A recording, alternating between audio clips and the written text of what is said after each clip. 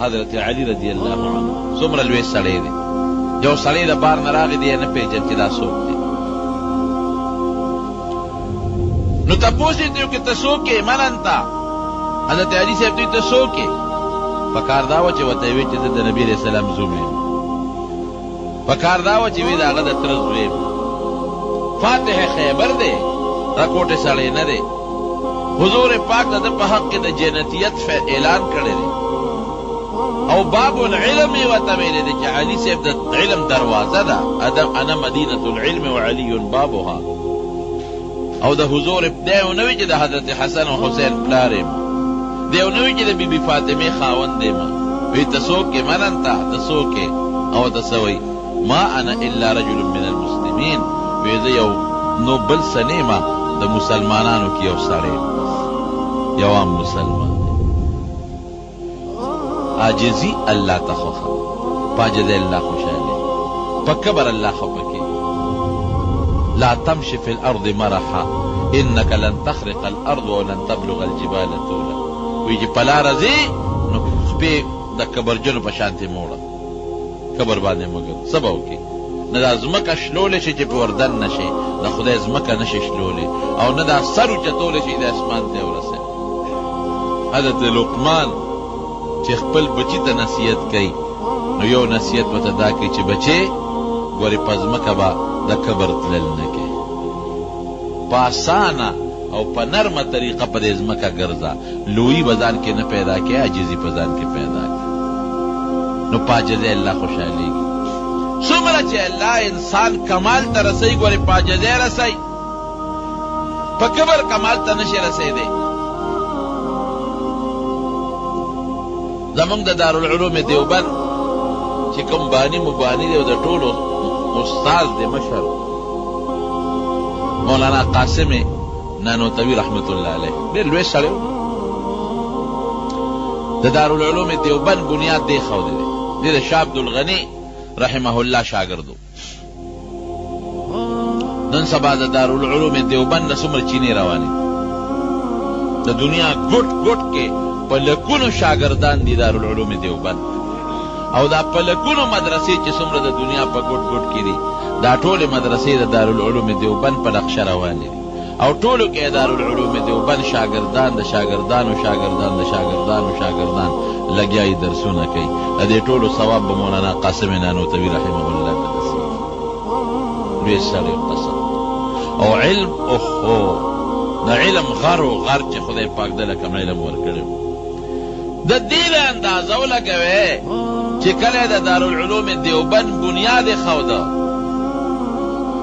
ځمکه ورته چا وقف کړه، دشت و بیابان ځمکه، هغه وخت چې په ځمکو څه کول نو خوب ویني، خوب د دواړو جهانو مبارک سردار یې په خوب کې ولید. قاسم ولې په سوچ او په فکر کې پروت دی؟ وی حضرت د مدرسې بنیاد एकदम او په دې سوچ کې پروت یم چې دا آبادی څنګه وکړم، د طالبانو دا رهایش د اوسېدو کوټې کم ځای جوړې کړم، لنګر کم ځای جوړ کړم طالبانو له، او دارالحدیث چې ستاسو د احادیثو درس پکې کېږي هغه په کم ځای کې جوړ کړم، او جومات په کم ځای کې جوړ کړم چې مونځ پکې کېږي.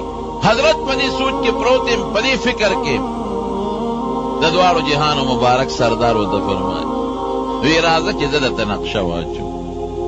په دې نقشه دارالعلوم جوړ کړه. اوس دی خوب یې نه نبی علیہ السلام ته مخکې شو، مولانا قاسم نانوتوي رحمه الله ورپسې شو. حضور پاک سره خپله کونټۍ د چوکه مبارکه او په هغې ورته کرښې راښکې، دلته به دیوال وی، دلته به دیوال وی، او د دې کرښو دننه به دارالحدیث جوړ کړي چې کوم دی احادیث تللېږي، او د دې کرښو دننه به جومات جوړ کړي، او د دې لاندې به لنګر دی، او دلته د طالبانو د کوټو دی. مکمل نقشه ورته نبي کریم صلی الله علیه وسلم واچوله په خوب کې کرښې راښکي. او لا عجیبه ناشنا دا ده چې وی نبی علیه السلام خپې بلې خپې روان او زه هم ورپسې روان یم. دی راپاڅېد د خوب چې راپاڅېد، اوس په دې سوچ کې دی چې ما ته خو نبي علیه السلام نقشه واچوله، خوب خو بندوي نه نو ولېږه دې ځای ته ورځم چې دا نقشه رانه هېره نه شي چې هغې راته څنګه فرمایلي و چې هغسې دیوالونه ګورم. چې هغه ځای ته ورغې د حضور پاک د هغه کونټۍ مبارکې کرښې پرتې وې او د هغې د خپو د قدمونو نشانونه پراته دومره لوی سړی. زه کله وایم چې د کمې مدرسې بنیاد د دواړو جهانو سردار کېږي هغې نه به خیر نه خورېږي. د کمو طالبانو د کمرو بنیاد چې نبی کریم صلی الله علیه وسلم کېږي هغې نه به خیر نه خورېږي. دارالعلوم دیوبند د هغې نه خدای ډېر لوی خیر خور انتهایي لوی. په مدینه منوره کې یو لوی عالم عربي و، نو خلک ورسره ډېر ناست وو. ما یو دوه شاګردانو هغې نه مې تپوس وکړه دا څوک دی؟ وایي دا زمونږ استاد دی، او سپین ږیرې غټه سپینه ږیرې وه ښکلې مزېداره. نو زه ورنږدې شوم، یاره زه ورنږدې کېږم چې د حدیثو اجازت ترې وغواړم. ستاسو استاد دی او سپین ږیرې دی او ډېر لوی سړی دی، زه به ورنږدې شم چې زه د ده نه د حدیثو اجازت وغواړم. نو چې زه ورسره کېناستم ما ته معلومات اخیستل. مې حضرت تاسو حدیث چا نه ویلی؟ وی زما فلان کې استاد یو عربي استاد یې راته وکړي هغه زما استاد دی. مې حضرت د هغه استاد څوک دی؟ وی هغه ستاسو په انډیا کې د شیخ الهند مولانا محمود الحسن رحمه الله شاګرد. بس ما غږ بیا ونه کړه. مې سند دی زمونږ دیوبند ته رسېدلی. مې شکر دا سند زمونږ شته. زمونږ استاد مولانا عبدالحق صاحب دی رحمه الله د دارالعلوم حقاني شیخ الحدیث وبانی، او د هغه استاد مولانا حسین احمد مدني صاحب، او د هغه استاد شیخ الهند صاحب. ما یې ګوره عربو کې لوی شیوخ دا د دارالعلوم دیوبند شاګردان په افغانستان کې، پاکستان کې، بنګلادیش کې، او دارنګې دا نور ملکونه چې څومره دي برما ده او که دا نور علاقې دي، دا ټولو کې اکثریت د دارالعلوم دیوبند بچي دي. نن په دنیا کې ګورئ څومره د دین کار چې کېږي. دا تبلیغي حضرات مولانا الیاس صاحب رحمت الله علیه الله ته څونه کار واغشت، د هغه استاد شیخ الهند صاحب، او د شیخ الهند صاحب استاد مولانا قاسم نانوتوي رحمت الله علیه. نو دومره لوی سړی دی، عجزي څونه ده، عجزۍ ته یې ګوره. یو ځل یو په هندوستان کې یو کلی شاهجهانپور بیا وته، هغې کې به کال په کال د دې غیر مذهب او د مسلمانانو په منځ کې باسونه کېدل. هندوان به م راغونډ شو، سیکان به مو، مسلمانان به مو، انګریزان به مو. نو د هغې علاقې خلکو مشوره وکړه چې دې ځل لمونږ د بحث له او د تقریر له او د مناظرې له څوک راغواړو. ټولو په دې فیصله وکړه چې مولانا قاسم نانوتوي رحمت الله علیه راغواړو. لوی سړی دی او لوی علم خدای ورکړی دی، دا مناظره به دې وکړي. نو مولانا قاسم نانوتوي رحمت الله علیه پسې د هغې علاقې عالمان راغلل. وی صاحب سخت کال موږ هندوانو سیکانو سره د خپل اسلام په مطابق چې کوم باس کوو او د اسلام هغه حقانیت ورته ښکاره کوو، نو د هغې دپاره موږ د ټولو علماو سته انتخاب کړی دی. نابته کې وی ورځ هم کومه مقرر کړې ده، وی په پلانکې میاشت کې پلانکې ورځ. وی ډېره ښه ده، زه به د هغې نه یو ورځ مخکې درځم چې کوم تاریخ ستاسو دی د هغې نه به یو ورځ مخکې درځم شاهجهانپور ته. چې هغه تاریخ راورسېد د هغې نه یو ورځ مخکې خلک رالل ریلګاډي ته، ریلګاډي کې به درځم، ټرین کې خلک ریلګاډي په د شاهجهانپور چې کوم ریلوے سټیشن دی د دنیا عالمان او مسلمانان او طالبان دا راغلي دي، او لوی استقبال دی چې مولانا قاسم نانوتوي رحمت الله علیه به راځي او د هغې استقبال به کوو. لوی عالم دی.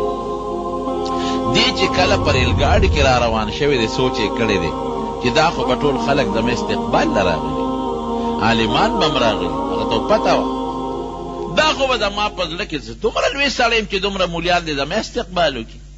او بیا چې استقبال کوي نو چغې به وایي زنده‌باد او زنده‌باد زنده‌باد. یاره دا خو را باندې ښه نه لګي، قاسمه دومره لوی سړی خو نه، دومره لوی سړی دی. نو د هغې ریلوے سټیشن نه مخکې بل ریلوے سټیشن راته 15 کیلومیټره د هغې او د دې منځ کې فرق و. نو دې په هغه ریلوے سټیشن باندې کوشو، د هغې نه مخکې کوشو.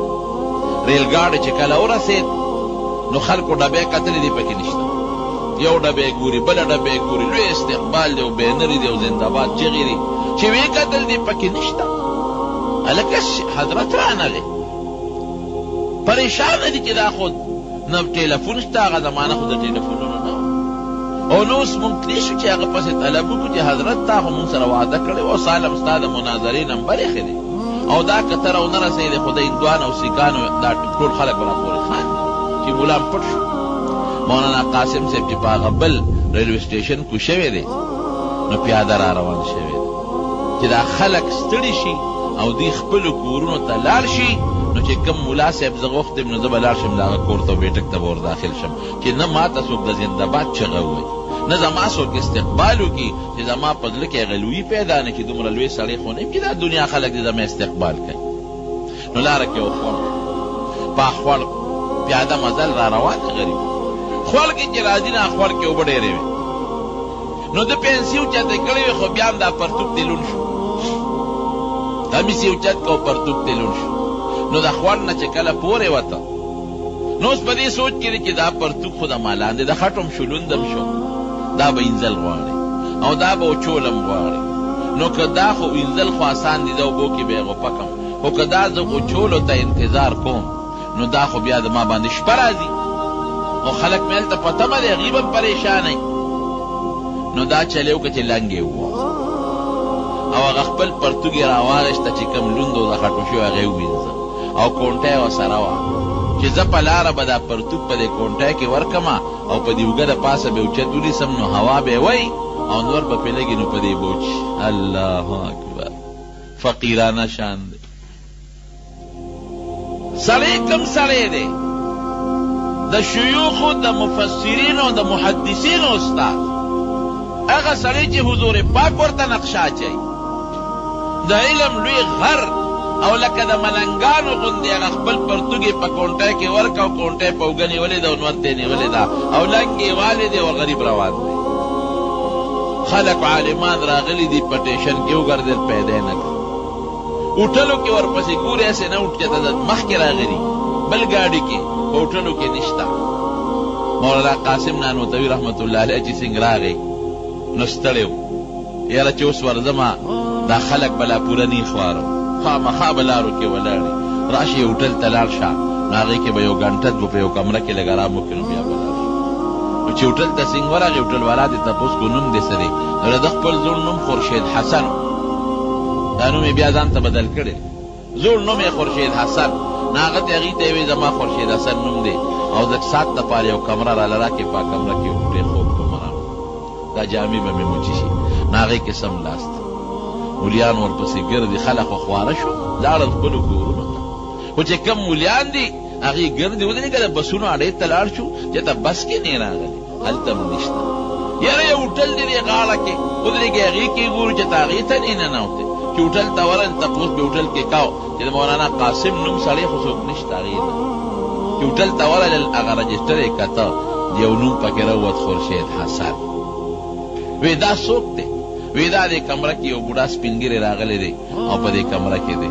وی شکل یې څنګه دی؟ وی نرۍ غوندې شکل یې د خامتا جامې لاندې لنګوالی او ملا غوندې معلومېږي، خو هندوانو وی ودرېږئ ممکن ده چې همدا وی چې دروازې وټکوله مولانا قاسم صاحب پکې حضرت مونږ خو ستا لوی استقبال دپاره ولاړو په ګاډي ټرین کې په ریلوې سټیشن کې او علاقې ټول علما او عوام الناس او د هندوانو سیکانو سره مقابله و، نو موږ خپل شان نن ښاو چې دا به لوی شان کتاب هم بوزو. دا تاسو څنګه راغلی؟ وی دقې خبرې نه مې ځان پټ کړی ځکه هوټل کې کمره کې دی ریم. قاسم دومره لوی سړی نه دی چې تاسو د په لویه مجمع کې د هغه د زنده‌باد چغې ووهئ. قاسم دومره لوی سړی نه دی چې دومره لوی علما د هغې